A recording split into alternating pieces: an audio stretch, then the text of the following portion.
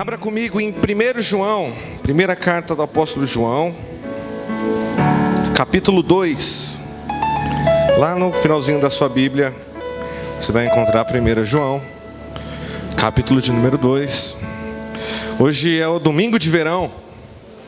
Meu Deus do céu, né? Que calor. Não sei você, mas tocar a bateria acaba queimando também umas calorias. Olha como que eu tô. Misericórdia. 1 João capítulo 2, quantos encontraram? Dê um glória a Deus para eu saber que você encontrou. Quem não encontrou, fala assim, misericórdia. Então ajuda aí, Jesus. 1 João capítulo de número 2, e versículo de número 15. Acompanhe comigo. Não amem esse mundo, nem as coisas que ele oferece, pois quando amam o mundo, o amor do Pai não está em vocês. Porque o mundo oferece apenas o desejo intenso por prazer físico, ou concupiscência, ou cobiça da carne. O desejo intenso por tudo aquilo que vemos, e o orgulho das nossas realizações e bens, ou soberba da vida, conforme tiver na sua tradução. Isso não provém do Pai, mas do mundo. Versículo 17. E esse mundo passa, e com ele tudo que as pessoas tanto desejam. Mas quem faz o que agrada a Deus vive para sempre. Feche seus olhos. Senhor Deus e Pai, eu te peço que nesta noite o Senhor possa usar a minha vida, Deus. Não para a minha glória, não para a minha honra, mas apenas para a sua glória e para a sua honra, Deus. Fala aos nossos corações.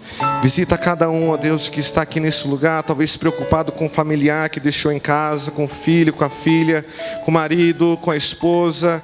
Que o Senhor possa, Deus, tirar toda a preocupação. Lançamos sobre Ti, ó Deus, todas as nossas preocupações e ansiedades.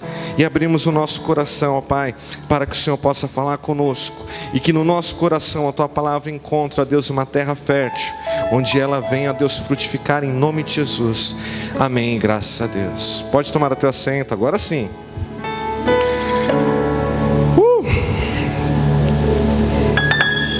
Eu ia até pregar com, estilo, fechar aqui, mas não dá não, pelo amor de Deus. Estou quase pregando de regata. Mas vamos lá, vamos para o que interessa, a palavra de Deus, ouvir a voz do Senhor. Você veio para isso, não veio? Para ouvir a voz de Deus? Amém, que Ele fala aos nossos corações nessa noite. João, ele usa o mundo, esse artigo mundo, ele não se refere ao mundo criado, aquele que foi criado em 6 dias e no 7º Deus trabalhou. Ele também não se refere à pluralidade da humanidade, ele não fala todo mundo. Esse mundo que ele fala é um sistema maligno, influenciado por Satanás, que age totalmente contra Deus, contra a vontade de Deus, contra os desígnios de Deus e contra o reino de Cristo aqui nessa terra. Esse é o mundo que João fala. Tem até uma história que eu lembro, talvez o pastor deva ter pregado isso, foi em algum lugar, não sei se foi verdade ou não foi verdade, mas tinha uma irmãzinha que estava na igreja ouvindo o pastor pregar sobre o mundo. Nós não somos desse mundo, e a gente não tem que se apegar com as coisas desse mundo, a nossa morada está lá no céu. E foi aquele culto impactante, sabe aquele culto que você sai repetindo o que você ouviu? Sabe que você fica a semana toda lembrando daquela palavra que foi de domingo? E aquela senhorinha era uma senhorinha bem velhinha, cabelinho branco, sabe? Aquela senhorinha bem vovozinha. Ela saiu da igreja tão impactada, ela foi a pé para a casa dela. Meu Deus do céu, eu não sou desse mundo. Eu não sou desse mundo, as coisas desse mundo elas não me prendem. Eu não pertenço a esse sistema maligno de Satanás. Eu não pertenço a esse mundo. Ela saiu, aleluia, e caminhando. Porém, entre a igreja e a casa dela tinha um cemitério. Ela não passava dentro do cemitério, mas ela passava na frente do cemitério. E ela foi, aleluia, Jesus, quase falando em línguas no meio da rua, quando chegou um assaltante. Falou, ei, para. Perdeu. Passa tudo que a senhora tem aí, dá o celular, dá o seu cordão aí de ouro. Olha, irmãzinha, misericórdia, andando a pé na frente do cemitério, está pedindo misericórdia.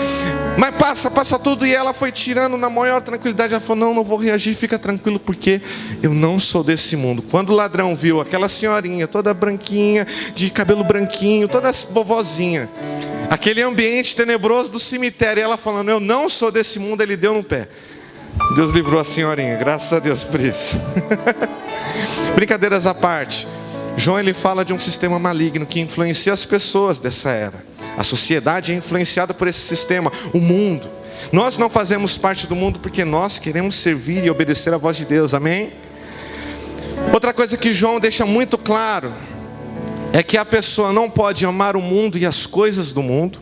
Ele coloca o mundo e as coisas que o mundo oferece de um lado e o amor do Pai do outro. A pessoa que ama o mundo e ama as coisas do mundo não permanece no amor do Pai. E vice-versa, quem está no amor do Pai não ama as coisas do mundo nem as coisas que o mundo dá.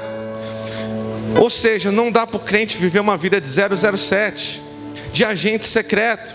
Amar ao Pai, ter o amor do Pai e amar as coisas do mundo, porque as coisas do mundo estão totalmente dentro do mundo. Não dá para você viver na igreja e amar as coisas que o mundo dá. Você entende isso? João ele deixa muito claro. Tiago capítulo 4 versículo 4 diz que a amizade com o mundo é inimizade contra Deus. E o próprio Senhor Jesus em Mateus 6:24 ele diz que ninguém pode servir a dois senhores, porque ou ele agrada um e aborrece o outro, ou ele honra um e despreza o outro. Amém? Você já ouviu isso? Isso está muito claro na nossa mente. Porém no versículo 16, João ele nos oferece 3 características das coisas que o mundo nos oferece. Diga comigo, 3 características. Vamos lá de novo, 1 João 2, capítulo 2, versículo 16, perdão. Porque o mundo oferece apenas o desejo intenso por prazer físico. Vamos para o primeiro, a gente vai por partes. Aquilo que o mundo oferece é sempre a cobiça da carne. Não sei como está na sua Bíblia. Pode estar cobiça da carne, concupiscência da carne. Quem está assim? Concupiscência. Está aí, cobiça da carne, quem está aí? Quem está vivo aí também? Aleluia, se não tiver, ressuscita Jesus. São coisas que o mundo oferece. Prazeres físicos, aquilo que te satisfaz em você mesmo. É a satisfação que você encontra em você mesmo. Talvez quando você ouve isso, prazer físico, você já pensa em coisas no âmbito sexual. Fazem parte também desse prazer físico, da cobiça da carne. Mas também os vícios também entram nisso. A pessoa, já vê aquela pessoa que fuma, que bebe, que fuma maconha, que usa droga? Quando ela fica um tempo sem usar, sem fazer, ela não fica em abstinência, fica em um estado totalmente difícil de viver. Não é verdade? Sim ou não? Sim ou não, igreja? E a vontade é saciar esse prazer. Uma das coisas que o mundo nos oferece. Segunda coisa, acompanhe comigo. O desejo intenso por tudo aquilo que vemos. Talvez quando João ele escreveu, nessa época seria muito mais fácil você aglomerar, juntar os dois. O prazer físico com o prazer que tem naquelas coisas que despertam o nosso olhar. Né? O que você vê, você tem vontade de ter, tem vontade de fazer, tem vontade de saciar a sua carne. Mas hoje em dia é muito mais fácil. Diga comigo, é muito mais fácil. É muito mais fácil você pecar somente com o seu olhar. O próprio Senhor Jesus, em Mateus 6:23, fala que se os seus olhos são ruins, o seu corpo terá trevas. E hoje é muito mais fácil com isso aqui, ó. É muito mais fácil você pecar só olhando, você não precisa fazer nada. Jesus fala, olha, se você olha para uma mulher e deseja essa mulher e tem pensamentos com essa mulher, mesmo que você não tenha feito nada, você já adulterou. Ou seja, somente o olhar, o mundo nos oferece isso, coisas que com o olhar nós queremos ter, a cobiça, o desejo intenso.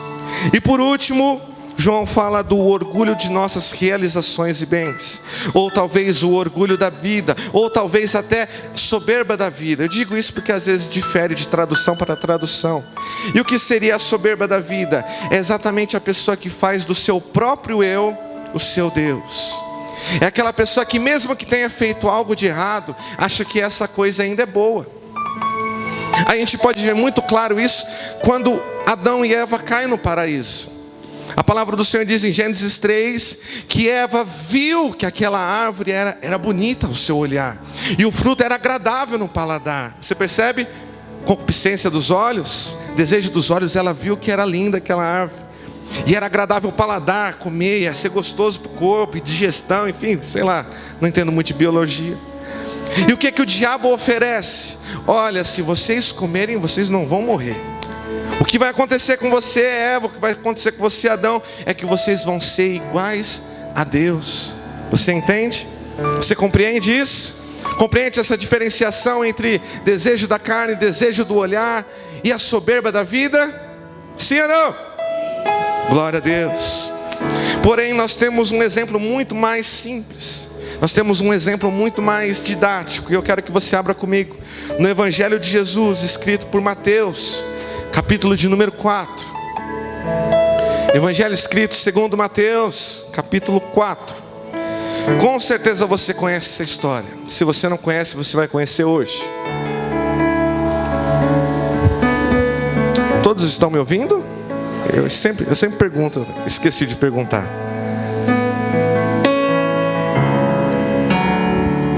A gente vai tentar colocar em prática o que João nos fala, o que João nos ensina. Ok? Então, capítulo 4, versículo de número 1, acompanhe comigo. Em seguida, Jesus foi conduzido pelo Espírito ao deserto para ser tentado pelo diabo. Depois de passar 40 dias e 40 noites sem comer, teve fome. Aí olha lá. E o tentador veio e lhe disse: se você é filho de Deus, ordene que essas pedras se transformem em pães. Deixa eu fazer uma pausa aqui. João fala que as coisas que o mundo oferece é a concupiscência da carne, a concupiscência dos olhos e a soberba da vida. Tudo aquilo que vem do mundo vem para a ruína do ser humano. A gente pode denominar isso como tentação. Já ouviu falar de tentação? Já ouviu falar de tentação? Nesse calor, uma coca gelada não é uma tentação? Meu Deus do céu. Então tudo que vem do mundo é uma tentação. A tentação é diferente de provação, não confunda isso. Às vezes nós confundimos. Tem muito cristão que dentro da igreja está pedindo para que Deus afaste aquilo que Deus está enviando, e está falando: tudo bem, muito obrigado Deus por aquilo que o mundo oferece. Confunde. Porque a provação, ela serve para te moldar, para te capacitar, para te desenvolver. A tentação serve para a sua ruína. O diabo nunca vai te tentar para te fazer mais forte. É o contrário, para te ver cair. Outra coisa que a gente pode até ver, e pode até entender, para entender melhor sobre tentação e provação, é que provação sempre é alguma coisa que você fala para Deus: Deus, eu não quero mais isso. Não é algo que você deseja. Provação nunca é algo que você deseja. Você acha que o povo de Israel gostou bastante de ficar 40 anos no deserto? Você gostaria? Imagine esse calor, mas imagine um calor mais ainda. Você gostaria? Não. Você está quase querendo ir embora para sua casa, falando: não, vou ficar na frente do ventilador.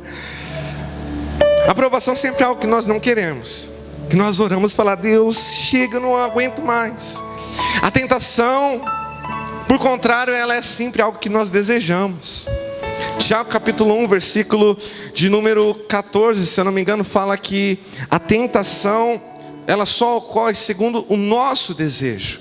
O diabo não vai te tentar. Eu, pelo menos, não gosto de couve. Ele não vai falar: você quer uma couvezinha? O diabo nunca vai falar para mim: Alex, você quer uma saladinha? Ele sempre vai trazer um cheeseburger, sempre vai trazer um Burger King, um McDonald's, uma pizza. A mesma coisa, a pessoa, ela é ficcionada por dinheiro, ela faz de tudo, ela dá rasteira, ela joga sujo para ganhar dinheiro. Você acha que o diabo vai oferecer R$2? Você acha que o diabo vai oferecer 50 centavos? Claro que não. Vai falar: ó, toma aqui 1 milhão.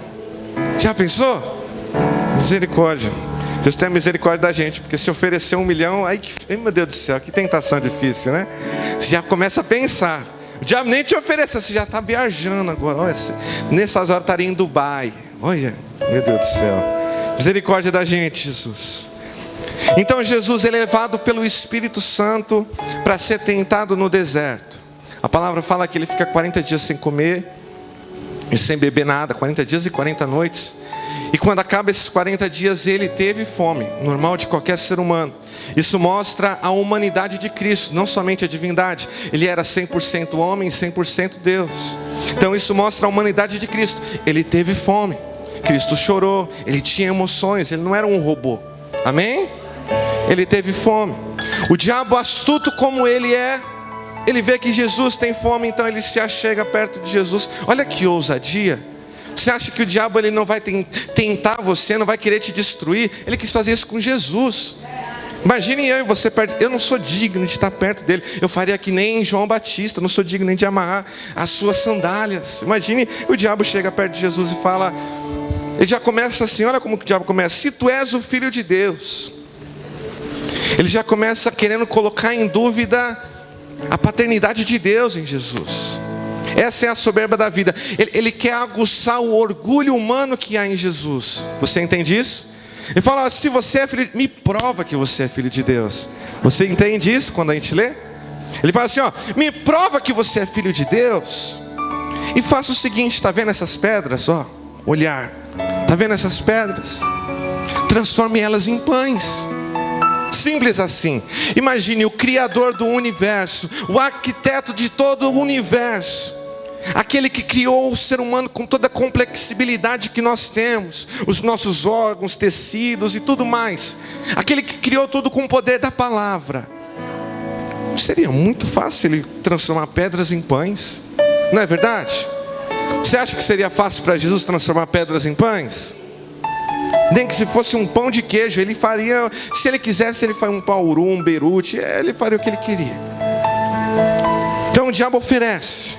Então a gente vê, se você é filho de Deus, soberba da vida, ele olha aquelas pedras, a cobiça dos olhos, e aqueles pães, o que fariam para Jesus? Saciaria a sua fome, saciaria o seu desejo físico, amém?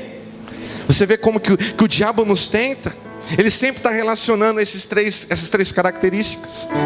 Então Jesus fala assim, olha, acompanhe comigo no versículo 4. Jesus, porém, respondeu, as escrituras dizem, uma pessoa não vive só de pão, ou nem só de pão viverá o homem, mas de toda a palavra que vem da boca de Deus. Jesus já deu uma rasteira no Satanás.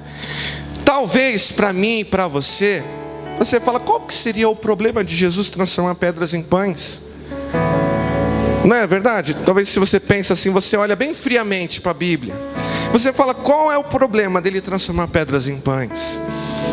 O diabo ele tenta fazer de tudo com Jesus e conosco também, para que nós não venhamos a conseguir ter êxito na nossa missão. Temos uma missão aqui na terra, amém? Temos uma missão aqui na terra. O diabo faz de tudo e fez de tudo com Jesus para que nós não conseguíssemos, e para que Jesus também não conseguisse ter êxito na sua missão.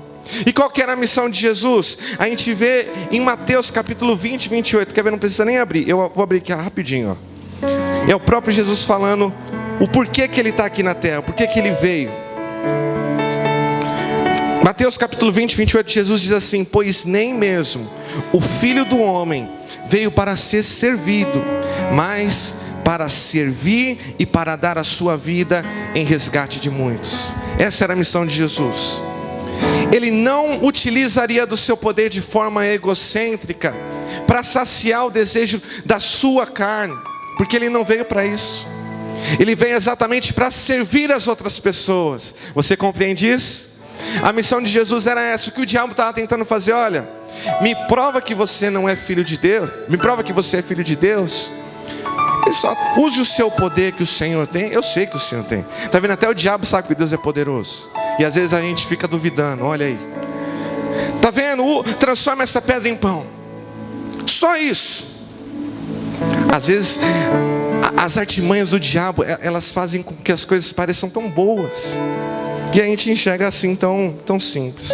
Vamos continuar, versículo 5. Então o diabo levou a cidade santa até o ponto mais alto do templo e disse, se você é filho de Deus, novamente, da mesma forma, olha, prova para mim que você é filho de Deus. Salte daqui, pois as escrituras dizem, ele ordenará a seus anjos que o protejam, eles o sustentarão com as suas mãos, para que não machuque o seu pé em alguma pedra. Perceba que quando o diabo ele quer tentar parar a vida do crente, a vida do filho de Deus, aquele que é filho de Deus, o diabo usa até a Bíblia. Ele conhece mais a Bíblia que muita gente aqui. Olha só. Mas ele usa de uma forma totalmente sem contexto, totalmente desvirtuada do texto, justamente para tentar Jesus. Olha só, qual a ousadia do diabo, tentar Jesus usando a palavra que ele mesmo falou. Percebe como que é ousado, bicho? Agora, vamos voltar comigo lá para Jerusalém da época de Jesus.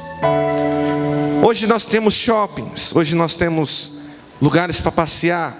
Você tem a Avenida Paulista, são lugares que tem muita gente, não é verdade? Já foi?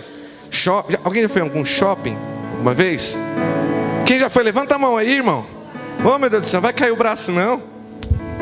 Ou como diria minha esposa, no shopping. A cara dela vai me bater depois. Tem muita gente, né? É um lugar de muito fluxo de pessoa, tem muita gente, é muito encontro, é praça de alimentação, enfim. Imagine que naquela época, o point, falar que nem os jovens não falam mais point, né? Não fala, então não sou mais jovem. Tô brincando, jovem é de 0 a 120 anos. Aqui no House of Teens é 0 a 120 anos.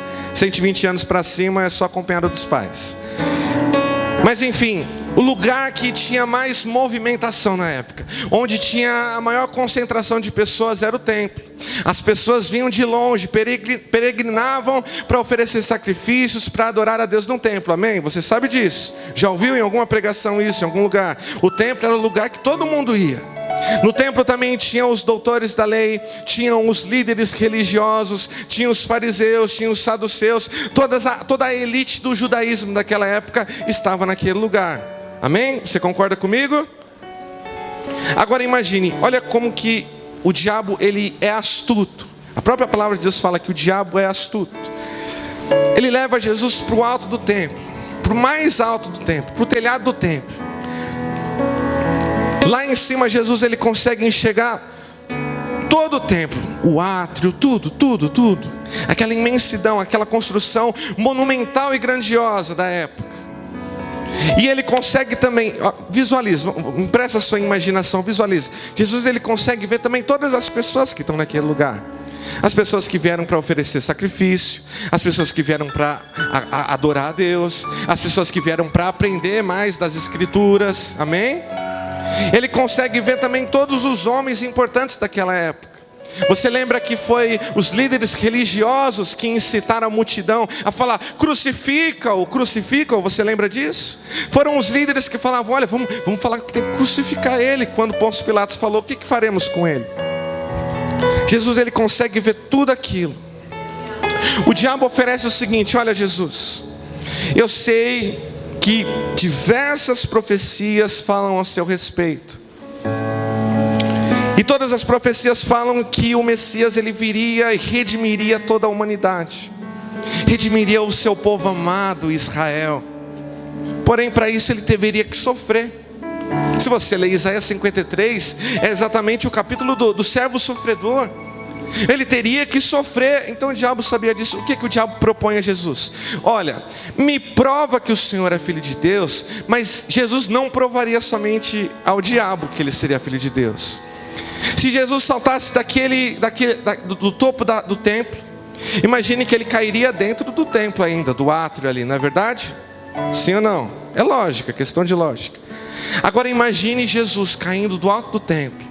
Então Deus fala, não, ele não pode morrer, é meu filho. O que vão falar do meu nome? Uma das coisas que Deus mais preza é o nome dele, é a palavra dele. Então Deus enviaria anjos, pegaria Jesus no colo e colocaria Jesus são e salvo em terra. Olha que maravilhoso, já pensou essa cena? Você fala, meu Deus do céu, esse homem está caindo, nossa, quando cai. Aí você vê anjos segurando ele. Imagine aqueles homens naquela época vendo anjos segurando Jesus. Donald Kraybill, escritor do livro O Reino de Ponta Cabeça, ele diz que uma queda de paraquedas milagrosa, ou seja, anjos segurando Jesus para que ele não caísse com tudo no chão, certificaria acima de qualquer suspeita a chegada do Messias. Pensa bem, o diabo oferece para Jesus o seguinte: você não precisa mais morrer numa cruz ou sofrer como o Senhor vai sofrer. Eu te dou a nação de Israel, você não precisa fazer mais nada. Você pulou, porque quando ele caísse no chão, pousasse no chão, os líderes religiosos com certeza que esperavam um Messias guerreiro e poderoso falariam, esse é o Messias. Você viu, Deus segurou ele e ele pulou lá do mais alto, se eu pulo daqui eu já me machuco. Imagine do alto do templo, e os anjos seguraram ele. Esse é o Messias, você entende isso? As pessoas daquela época começariam a venerá-lo, só porque ele multiplicou pães e peixe, as pessoas queriam tornar ele rei. Imagine se acontecesse isso no templo, o lugar mais religioso da época. Imagine, ele seria aclamado rei naquele momento. As pessoas esperariam que ele mostrasse de novo o seu poder e restituísse a Israel a sua soberania como nação.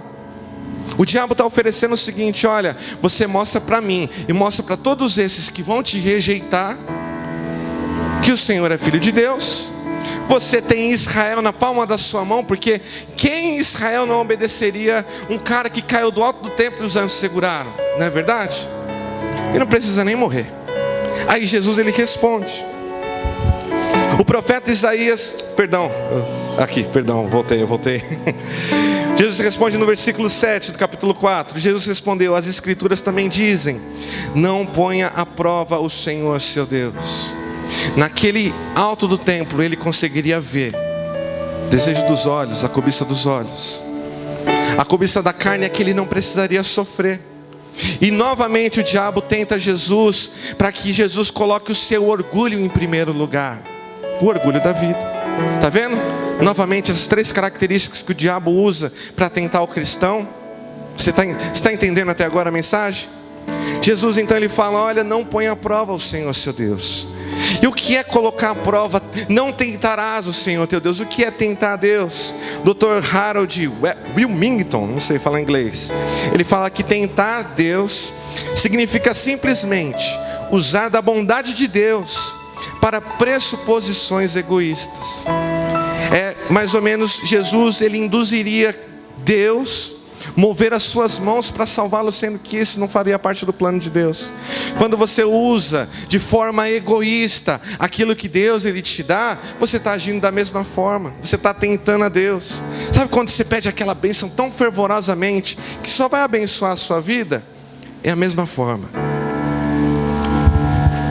No versículo de número 8, acompanhe comigo. Em seguida, o diabo o levou até um monte muito alto e lhe mostrou todos os reinos do mundo e a sua glória. Está muito mais fácil da gente ver a concupiscência dos olhos, né? O desejo dos olhos. E lhe mostrou todos os reinos do mundo e a sua glória.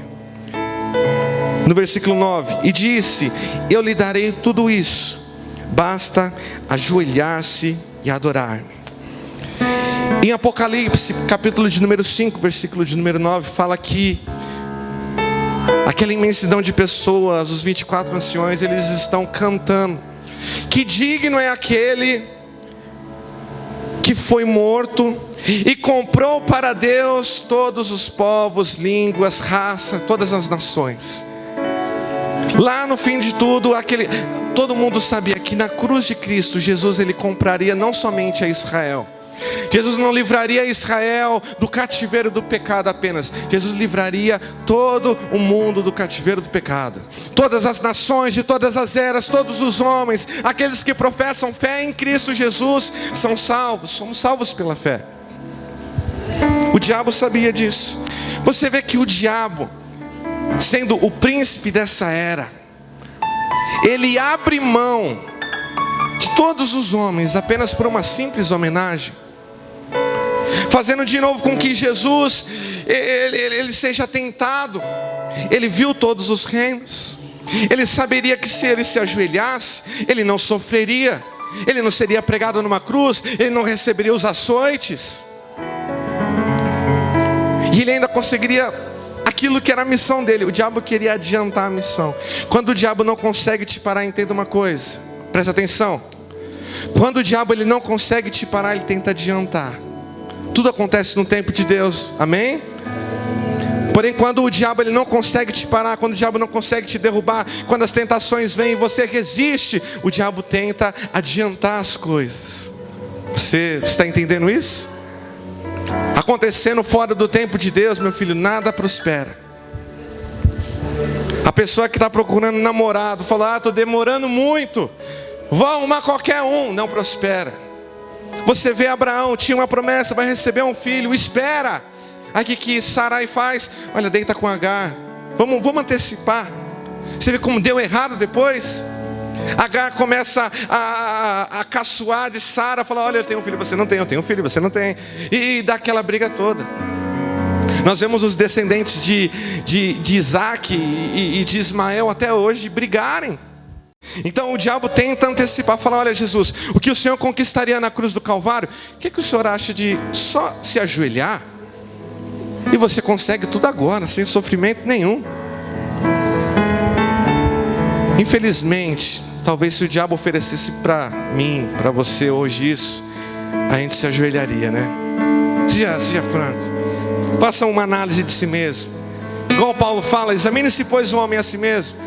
Hoje muita gente está se ajoelhando diante de Satanás porque estão oferecendo tudo.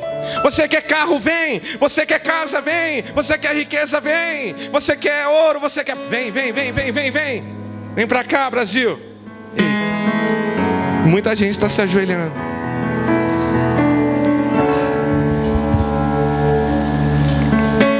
No versículo 10, o Senhor disse: saia daqui, Satanás, pois as Escrituras dizem: adore o Senhor seu Deus e sirva somente a Ele. Então o diabo foi embora e os anjos vieram e serviram a Jesus. Essa mensagem, o que Deus mais falou comigo, porque antes de falar contigo aqui em cima, todo pregador, antes de trazer a ministração de Deus para a igreja, ele é confrontado em casa mesmo. Quando ele está estudando, quando ele está meditando, aí Deus está dando um tapa aqui, dando um tapa ali, acorda, cabeção.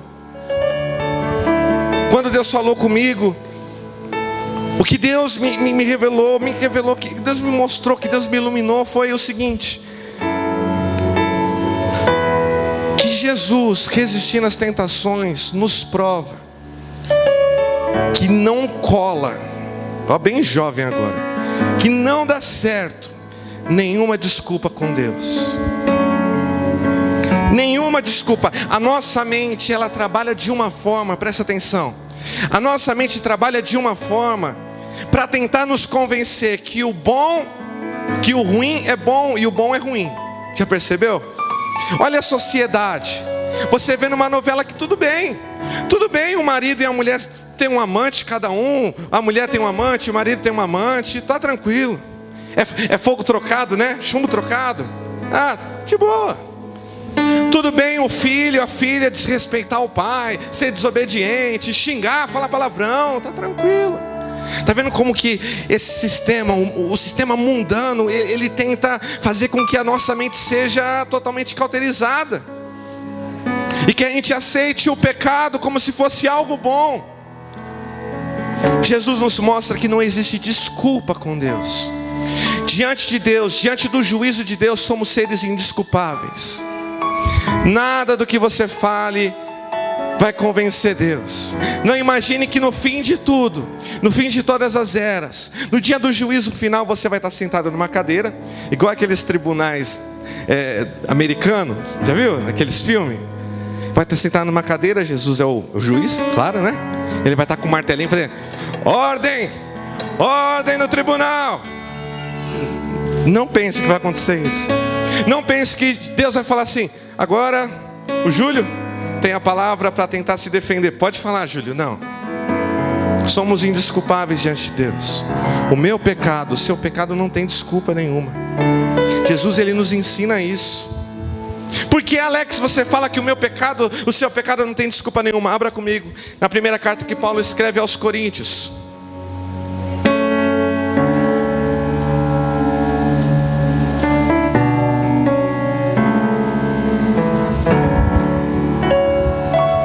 Primeira carta que Paulo escreve aos Coríntios, capítulo de número 10. A gente é perito em arrumar desculpas. Já percebeu? Desde pequeno, a criança já aprende sozinha. Quem quebrou esse vaso? Não fui eu, mãe, mas só tem só você e eu na casa. Quem quebrou então? O vento. A gente gosta, mãe, desculpa, é que eu estava, sei lá, a gente gosta de inventar desculpa. O marido, vem a tentação, aquela mulher bonita, que o marido sempre sonhou, e a esposa está em casa, cuidando dos filhos, enfim. Aí vem a tentação, e o cara vai lá e cai em adultério, comete o ato sexual. Aí quando é confrontado por Deus, fala: Deus me perdoa, mas o Senhor sabia que a minha mulher não me procura mais. Não tem desculpa diante de Deus. A mulher vai lá com um novinho, bombadão da academia, tendo um marido em casa.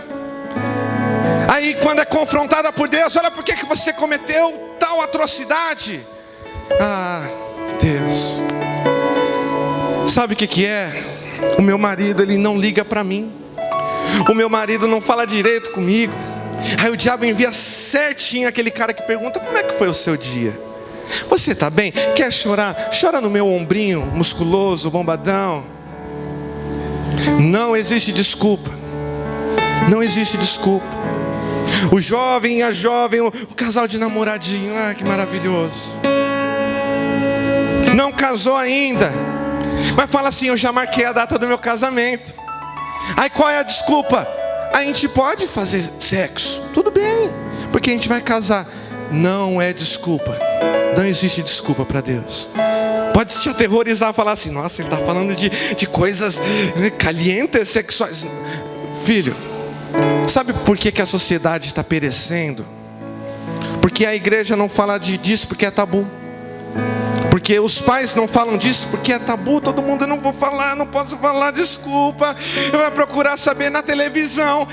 Pronto, aí ligou a televisão, aí é uma coisa louca.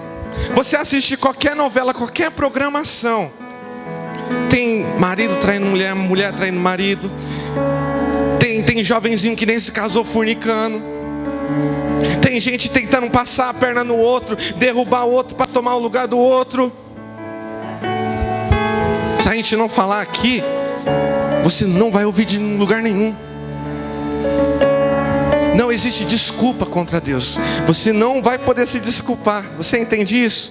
No dia do juízo, não vai ter desculpas. O que você faz hoje, Deus, Ele vê.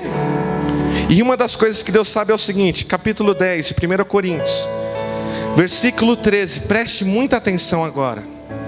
Versículo 13: as tentações em sua vida não são diferentes daquelas que outros enfrentaram, mas fiel é Deus, e Ele não permitirá tentações maiores do que vocês podem suportar.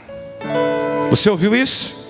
Olha só: mas fiel é Deus, e Ele não permitirá tentações maiores do que você pode suportar. Tiago capítulo 1, não precisa abrir, fala, perdão, aqui. Tiago capítulo 1, versículo de número 13, diz o seguinte: e quando vocês forem tentados, não digam: essa tentação vem de Deus, pois Deus nunca é tentado a fazer o mal, e Ele mesmo, Deus, nunca tenta ninguém. A gente já falou isso lá no começo. Deus, Ele não tenta ninguém. Quem tenta é o diabo. Ele utiliza do seu desejo para tentar fazer você cair. Agora entenda uma coisa: quando Jesus foi ao deserto, você lembra o primeiro versículo que fala que o Espírito de Deus levou Jesus até o deserto. Você lembra disso? Mateus 4:1 fala que o Espírito de Deus levou Jesus até o deserto para que Ele fosse tentado. Na última tentação, quando o diabo fala assim: olha, se prostre diante de mim, eu te dou todos os reinos, Jesus fala assim: basta. Você lembra? Jesus fala: chega de tentação, vai embora, Satanás, vai de reto, Satanás. Sabe o que isso mostra? Que Deus não tenta ninguém, mas que toda tentação, Deus, Ele coloca um limite. Então, se você é tentado hoje, saiba que existe um limite, e Deus sabe que você pode suportar. Eu vou falar de novo: não existe como você ser tentado por algo e você falar assim: é mais forte do que eu. Não, porque Deus sabe, porque Ele colocou um limite para você ser tentado. Então se você vir com a desculpa, era mais forte do que eu, foi mais forte do que eu não tive como reagir. Mentira. Porque Deus sabe, foi Ele que colocou um limite. Foi Ele que falou, olha, até aqui, depois daqui chega.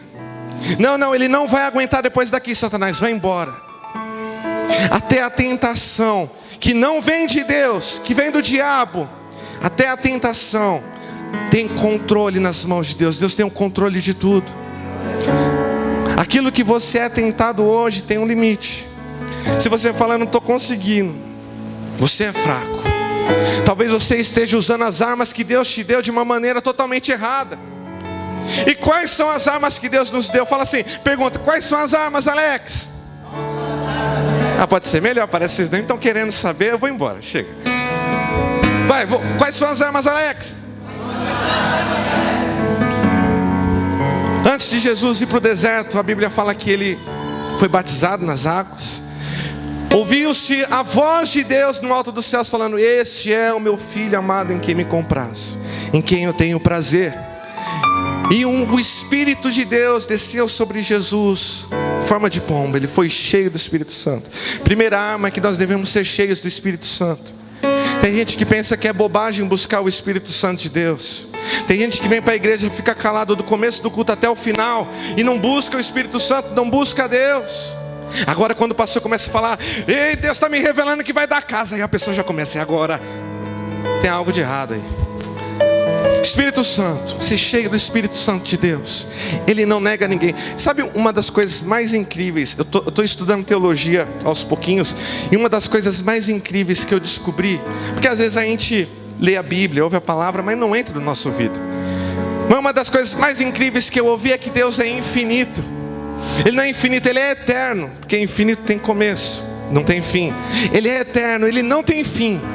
Deus, Ele não tem fim. Dá um glória a Deus por isso. Sabe por que você está dando glória a Deus? Você nem sabe o que você está dando glória a Deus, só está dando glória a Deus. Deus, Ele é eterno, Deus, Ele não tem fim. Sabe qual é o bom para o ser humano? É porque você busca hoje, você fica cheio, você fala em língua, você fala em mistérios com Deus, você sente a presença de Deus, você chora. Aí no próximo culto, Deus fala assim, calma, tem mais.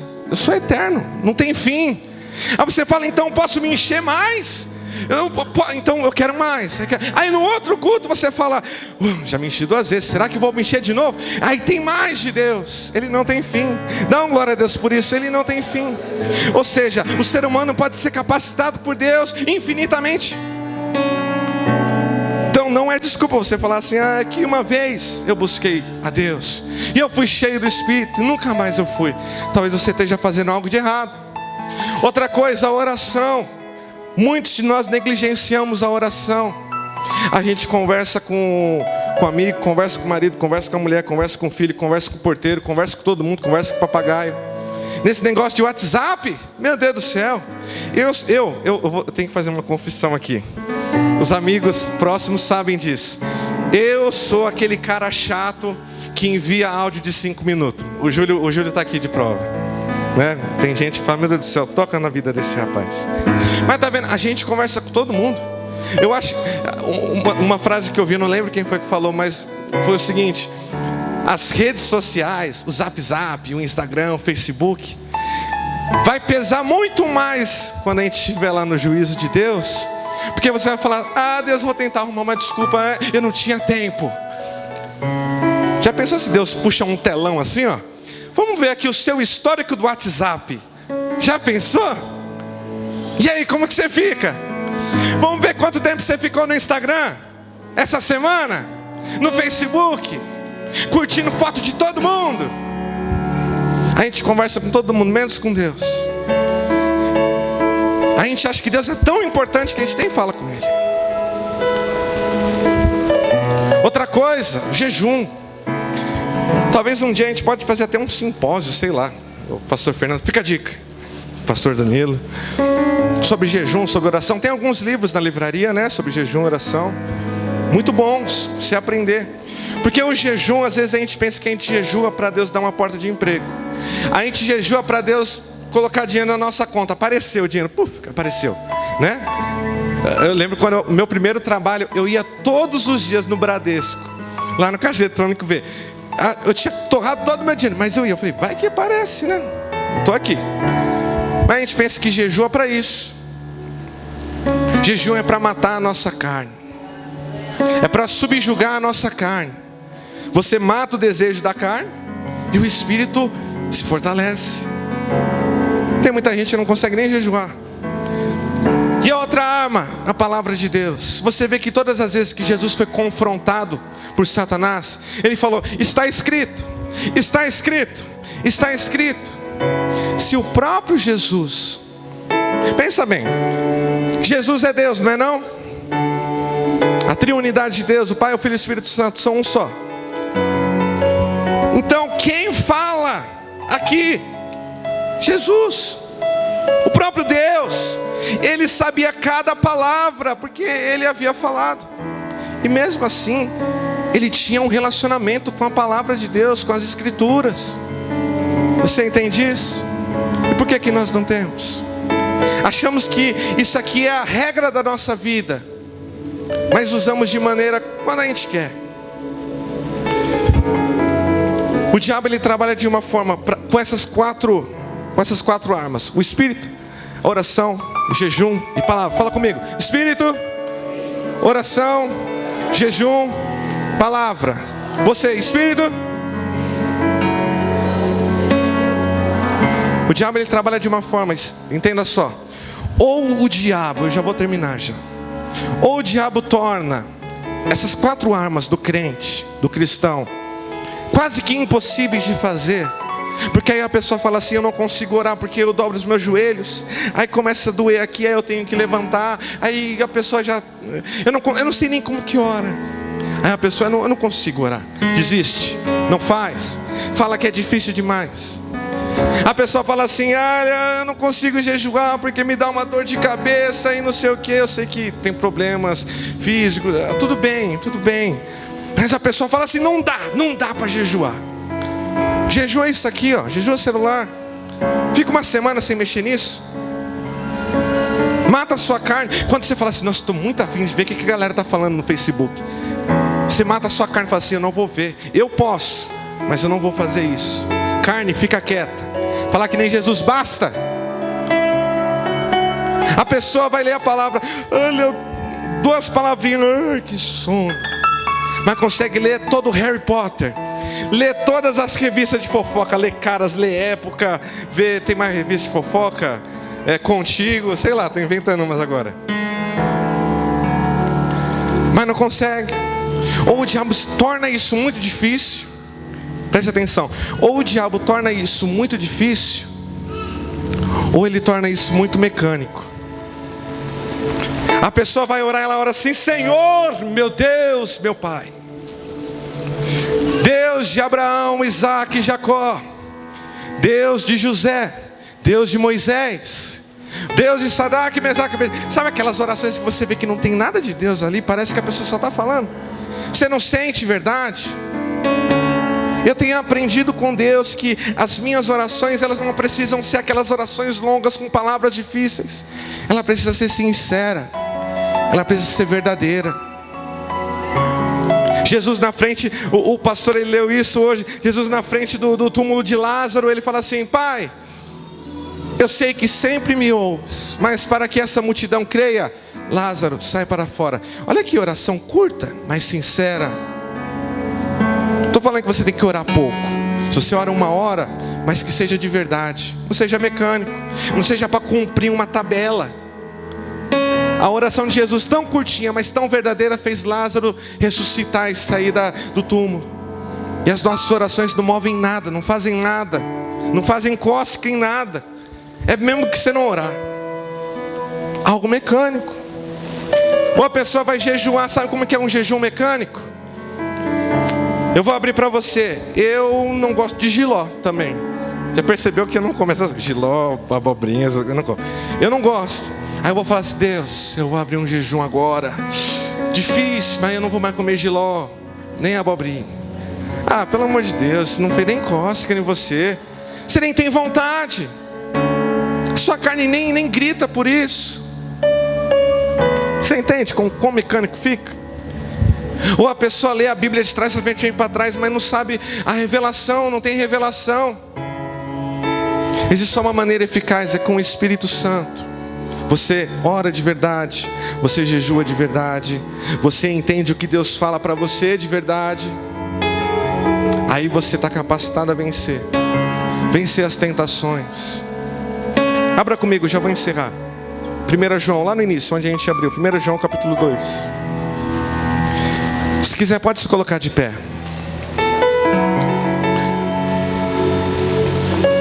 Pode se colocar de pé, mas continua com a Bíblia aí. João capítulo 2, a gente vai fazer essa última leitura e a gente vai orar. João capítulo 2, versículo 17. E esse mundo passa, e com ele tudo que as pessoas tanto desejam. Mas quem faz o que agrada a Deus vive para sempre. No início o pastor falou dos nossos 4 pilares da vida: amor, visão, paternidade, amor e destino. O que eu estou falando para você hoje é sobre o seu destino. É o que você faz hoje aqui, é o que você faz aqui que define onde você vai passar a sua eternidade. Jonathan Edwards, um dos maiores pregadores ali do século 17, se não me engano, 17, 18, em um dos seus mais famosos sermão intitulado Pecadores nas mãos de um Deus irado, ele diz que o tempo da oportunidade é hoje. Muitas pessoas já estão no inferno e queriam ter a oportunidade que nós temos hoje, de se arrepender, de falar: Deus, olha, eu percebo que eu tenho mentido para mim mesmo e mentido para o Senhor. Porque a questão não é fraqueza, a questão é que eu tenho feito algo de errado. A culpa nunca é de Deus. A culpa nunca é de Deus. Você errou em alguma coisa, você tem que voltar lá atrás. Retorna onde você caiu, para ver por quê, onde você tropeçou.